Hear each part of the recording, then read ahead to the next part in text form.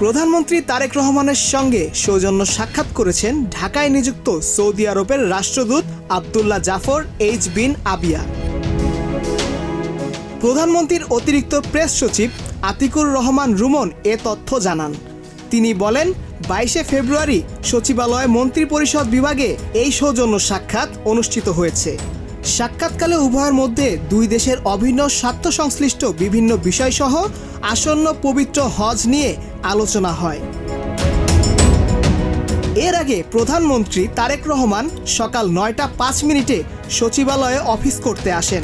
এ সময় মুখ্য সচিব ABM আব্দুস সাত্তার প্রধানমন্ত্রীকে স্বাগত জানান। মোহাম্মদ সেজান, প্রজন্ম 24।